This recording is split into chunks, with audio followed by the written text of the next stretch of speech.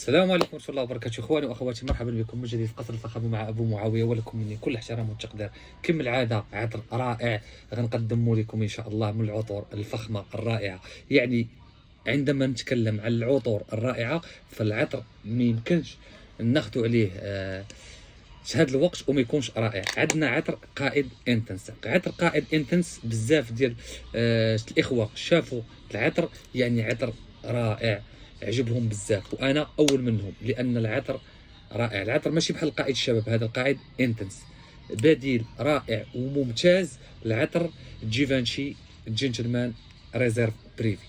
يعني ريزيرف بريفي، اللي كيعرف ريزيرف بريفي كرائحه جميله، ولكن كاداء راه ماشي اداء جبار، ماشي بالاداء القوي، ولكن كعطر رائع. يعني نوطات العطر رائعين. افتتاحيه، يعني اللي كيفضل افتتاحيه لمسه او ضربه من البرغاموت ما كتبقاش واضحه، من بعد كتخبى يعني، وكيظهر الكسنه الرائع مع لايريس الممتاز. العشاق ومحبين لايرس فان هذا العطر هذا رائع. اداء العطر كما قلت لكم تقريبا بحال ريزيرف بريفي، يعني العطر ممتاز بالنسبه للاداء ديالو. لكن غنعيبوا على القائد، يعني خاصنا نعيبوا على ريزيرف بريفي. يعني العطر كيبقى ممتاز، اداء وجماليه. كما قلت لكم لمسه من البرغاموت، لايرس الرائع، وفي القاعده عندنا العنبر الرائع مع النوطه كما كتعرفوا الصناعيه ديال الويسكي، اولا النوطات اللي كتفكرك بهذاك الخط.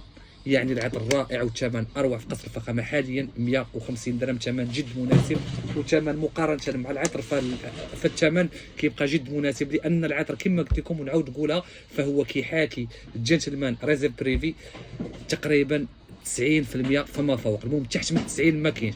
بالنسبه للاداء راه كما ذكرتكم بحال ريزيرف بريفي.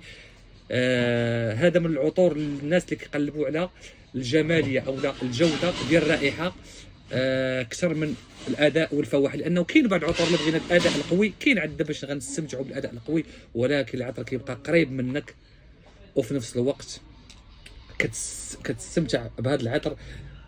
صراحه الهاله العطريه رائعه جدا، والعطر كيبقى من البدائل الممتازه الريزيرف بريفي، والثمن ديالو اروع في قصر الفخامه. نعاود نذكركم 150 درهم، ومرحبا بالجميع.